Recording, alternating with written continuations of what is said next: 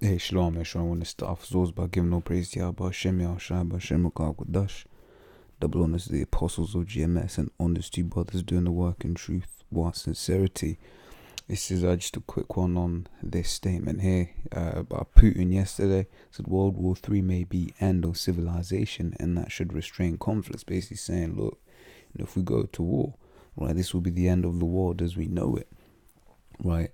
And basically saying that should be enough. That statement alone should be enough to stop people going to war. But what they don't understand is it's all prophecy, right? And what does the scripture say? Isaiah 55 and 11, right? It says, so shall my word be that goeth forth out of my mouth. It shall not return unto me void, but it shall accomplish that which I please, and it shall prosper in the thing whereto I sent it. Right, basically saying the Lord says something's gonna happen, it's gonna happen, right? So there'll be, they may say, let's not, let's not, go to war, but they don't realize, like I said, that it's the Lord that's controlling over all of this. Right, it says Proverbs 21 and 1. It says the king's heart is in the hand of Yahweh, as rivers of water. He turneth it whithersoever he will. Right, basically saying that the Lord is the one that directs a man's step. Right, you've got several precepts that go into that. Right, you got, for instance, you got Job 33:15 and a few more verses. Which got Proverbs 16:1, 16:9, 20 and 24. Proverbs 20 and 24. Man's goings are of Yahweh. How can a man then understand his own way? Yeah, you'll be thinking, like I said, these presidents may genuinely try be thinking, which I don't know if they are, I don't know if they're not. Right, might genuinely be thinking, like, we don't want war, we don't want this, we don't want that. Right, but they don't realize the Lord wants war. The Lord has to have His prophecies fulfilled. Right.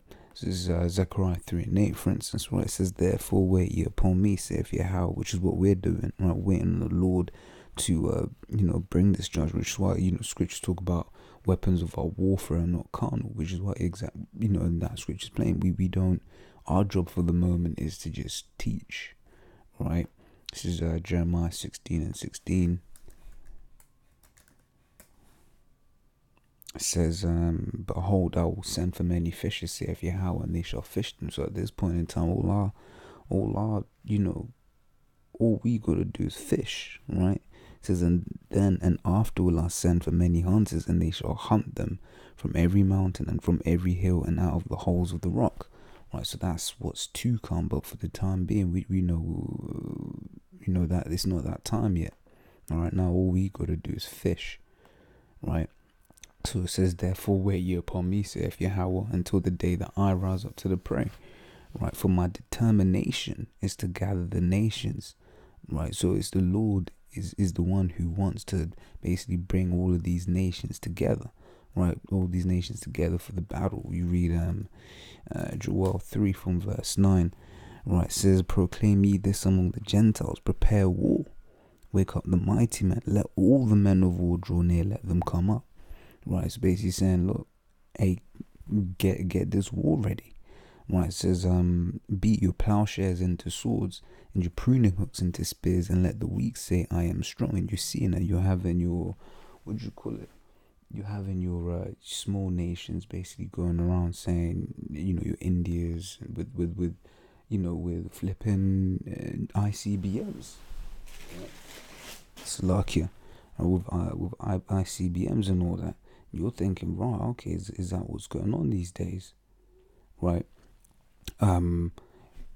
Verse 11, assemble yourselves and come, all ye heathen, gather yourselves together round about. Did I cause thy mighty ones to come down, O Yahweh? Let the heathen be wakened and come up to the valley of Yahweh Shaphat. And that's the thing, Yahweh Shaphat means the valley of Yahweh's judgment, right? Yahweh Shaphat, Yahweh's judgment, right? It says, for there will I sit to judge all the heathen round about, right? It says, put ye in the sickle, for the harvest is ripe. Come, get you down, for the press is full. Fats overflow, for their wickedness is great. Yeah, people like to, why does America have to be destroyed? Because of wickedness, right? So all the things that are going to be happening over there in the Valley of Jehoshaphat, right, which is that Middle East region, right? That's what do you call it? That's all going to be, for the wickedness that is done in the midst thereof. Right? If I'm not mistaken, tomorrow is going to be Pride in Tel Aviv, right? But that's supposed to be the Holy Land, and they're doing, Pride. That's wickedness, right? Let me just confirm that real quick. Tel Aviv. Right, so, it's in the Jerusalem Post. 250,000 people celebrate Tel Aviv's 20th Pride Parade. Right, but this is supposed to be the land of the Lord. Right, but that's a different topic, all in its own. Right, it says, multitudes in the valley of decision, for the day of Yahweh was near in the valley of decision. Right, so the Lord wants this war to be happening, to go down. Right, so let me get it, and that's what it says here. Right, so back in Zephaniah 3 and 8, it says, "For my determination is to gather the nations." Let's look up probably a verdict. Oh man, a verdict. My judgment, justice, ordinance. Right, so the Lord said, "Look, all of this wickedness. Right, this is the judgment. This is what I want to happen. Right, my determination is to gather the nations." Right, that I may assemble the kingdoms, to pour upon them mine indignation. Right, because many people say, look, there will be no winner to World War III. Right, so Putin can say all of this stuff, but the war's gonna happen. Why? Also because it's prophesied to happen. You read Revelation 11 and 14. Right, it says the second world is past, and behold, the third world cometh quickly. Right, second world. What does the word world mean? World means a destruction. Right, so the second world was the greatest destruction. The first was the World War One. Then you had World War Two, and it says what? And behold, the third world cometh quickly. Right, and that's talking about that third world war. Right. Woe, woe, woe! Who shall deliver me in those days? Right. Woe is me, woe is me. Then that's the level of destruction we're going to be seeing in this time to come. You had the man of the Lord, Ezra, right, in Second Ezra's was it 16, saying, woe is me, who shall deliver me in those days. So it's going to be truly dark times, truly, a time, as the scriptures say, that as no man has ever seen before. Right. It says that I may assemble the kingdoms, to pour upon them mine indignation, even all my fierce anger, for all the earth shall be devoured with fire of my jealousy. Right, basically saying the Lord's gonna get down. Right, the Lord's gonna get down. In fact, let me get that as well. Right, because you're gonna have this war, and then you're also gonna have the the chariots of the Lord getting busy as well. Right, the Lord's gonna wanna have a peace. As Isaiah 66:15, for behold, Yahweh will come with fire, and with his chariots like a whirlwind, to render his anger with fury, and and his rebuke with flames of fire. For by fire and by his sword will Yahweh plead with all flesh, and the slain of Yahweh shall be many. So, when the Lord comes back, man, look, there's gonna be a lot slain, man. Right, and you're also, like I said, gonna have the missiles and doing what they gotta do. Right, so let's finish off on that. Right, so this is Jeremiah 50 and 3. It says, for lo, I will raise them cause to come up against Babylon, right, which is America. Babylon the Great, it's America. Right, it's that great city Babylon. Right, so Revelation 11 and 8. Right, it says, and their dead bodies shall lie in the street of the great city, which spiritually is called Sodom. Right, America, is that beacon for homosexuality. Right, all the Netflix shows nowadays seem to have a homo. All these films, this, that, and the other. You'll be a black Jake, a black homo as well. Right, it says, and Egypt. Why Egypt represents bondage. Right, so you've had, you had the children of Israel taking over the cargo slave ships. Right, this is where also our Lord was crucified. Right, crucified here, it means crossed out, like his image. The image of what Jesus is pushed out heavy from America. Right, despite what the scriptures say, you gotta ask yourself why if Revelation 1 describes the Lord, that everywhere you have this image of the white Jesus, right? Because that's where our Lord was crucified. That's where his image was crossed out, right? Right. So like in that great city there, that's talking about America, right? So when you read here Babylon, that's talking about America, because you switch, it always talks about, Babylon, right? So good into that says an assembly of great nations, right? Great nations. China's a great nation. Right, in fact, I'm starting from the wrong verse. I want to start from verse 3. Jeremiah 15:3 says, "For out of the north there come up a nation against her, which shall make her land desolate." Right, north. That's talking about Russia, right? Because geographically north. Because it's geographically north. Right, in Jeremiah 16:14, when it says land of the north, there is talking about America. Right, these things are spiritually discerned. Right, it was breakdowns were given to the apostles, and then in the process of time, they expounded on these things unto us. Right, so Amos 3:7 says, "Surely Yahweh power will do nothing, but he revealeth his secret unto his servants the prophets." Right, so these things are are revealed unto the Lord's prophets. Right, scriptures talk about if our gospel be hid. In 2 Corinthians 4:3, "But if our gospel be hid, it is hid to them that are lost." Right, so those people that ain't meant to ain't meant to get it. If I can spell, can I spell? Yeah, I can spell. Right, it says 1 Corinthians 2:14, "But the natural man, right, the carnal man, receiveth not the things of the Spirit of the Most High," which is why you can do your best to. Well, you can break down Revelation 1. There's not, when you see it, yeah, that's, who's the Son of Man. Yeah, they say Jesus, and you describe him as a dark-skinned man. That should be it, but some people just can't get it. Why? Because brothers will say, and apostles will say, the basics really ain't that basic. Right? So it says, "For they are foolishness unto him." Right? For instance, things about, just the creation story. Now, there has to have been a big bang in there somewhere with evolution in the mix, right? Says, "For their foolishness unto him." He ain't gonna try get down with that, because he's gonna be thinking what people think I'm weird. It says, "Neither can he know them, because they are spiritually discerned." So if you're a carnal man, you ain't gonna get certain of these breakdowns, right? If you call yourself being in the truth, you don't see some of these things, then you gotta pray. The Lord puts a spirit on you, because there's some breakdowns that you just got to accept for the time being. I'll give a quick testimony. When man was made. I read that as in which day. I read that when I first came in. I didn't understand it, but the Spirit of the Lord was on me, and the Lord gave me enough faith to say, okay, this is true. I don't get it now, but the Lord will reveal it, and over a process of time, the Lord revealed it. Right? 2 Ezra was the 6th chapter. It says, "Foolishness, and neither can he know them, because they're spiritually discerned. But he that is spiritual judgeth all things, yet he himself is judged of no man." Right, so here, so I said all that to come back here. Jeremiah 15:3 says, "For out of the north there cometh up a nation against it, which shall make a land desolate, and none shall dwell therein. They shall remove, they shall depart, both man and beast." Right, so Russia and her allies are basically gonna make America desolate.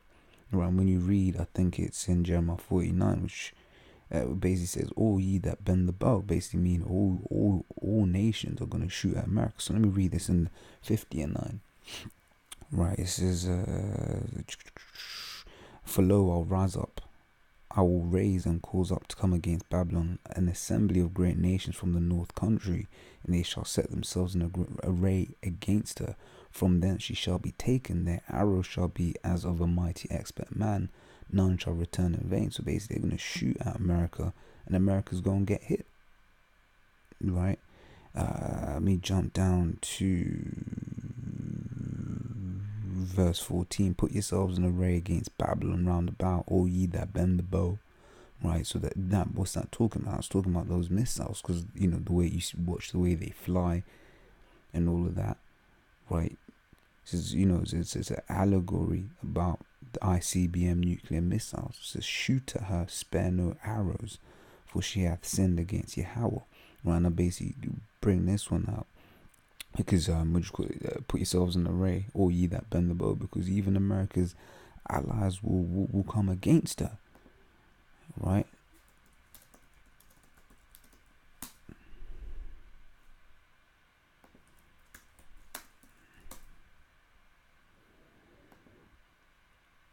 Right, this is Revelation 17:16 says, and the 10 horns which thou sawest upon the beast, these shall hate the whore, and shall make her desolate and naked, and shall eat her flesh, and burn her with fire. So it's talking about America's allies. They're gonna hate the whore.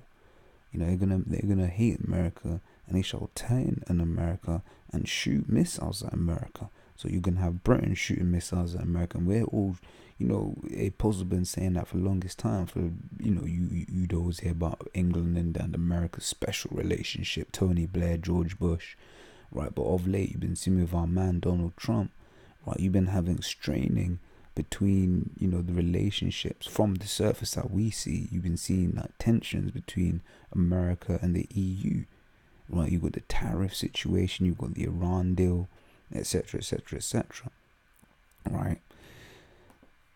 I'll carry on. This is Isaiah 54:16 says, behold, I have created the smith that bloweth the coals in the fire. So it's the Lord that, and this is talking about this ICBMs once again, right?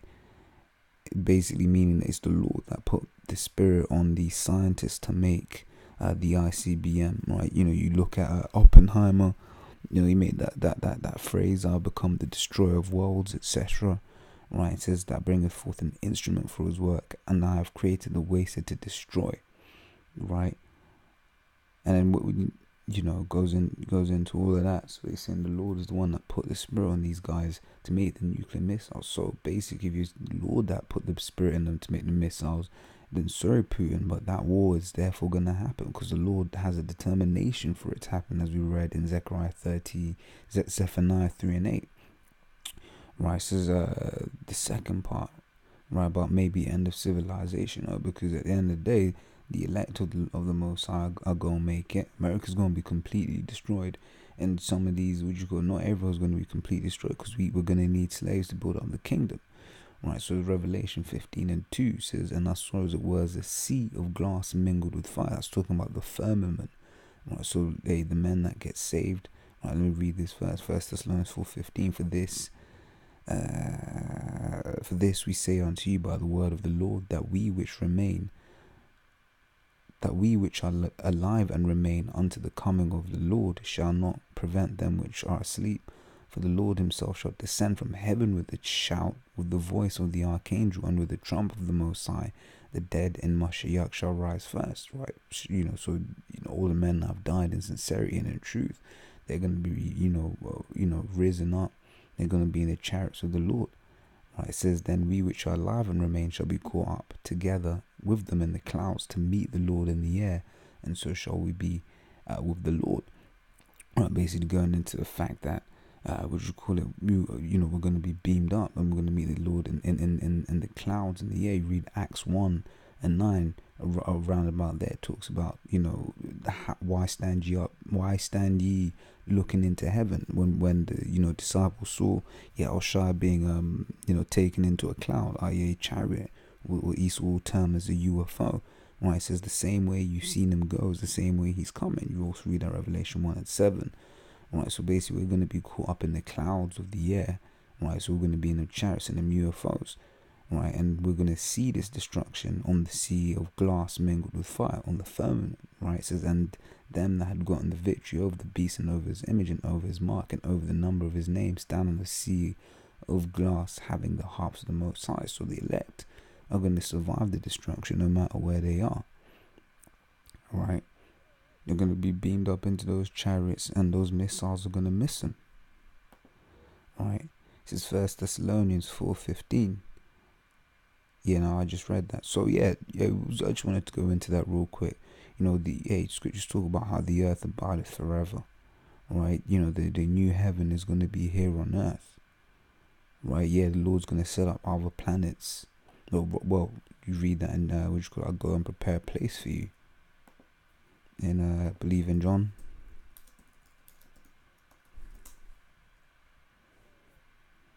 Right, so John 14:2 It says, in my Father's house are many mansions, all of these different planets, right? It says, if it were not so, I would have told you. I go to prepare a place for you. So basically, the Lord is going, Yahushua out there preparing a place for us, man. Right, all of these different planets and all of that.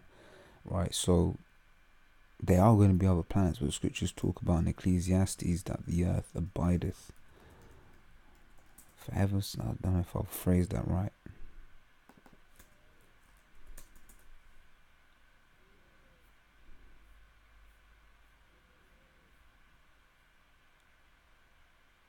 Ecclesiastes 1:4, one generation passeth away, and another generation cometh, but the earth abideth forever.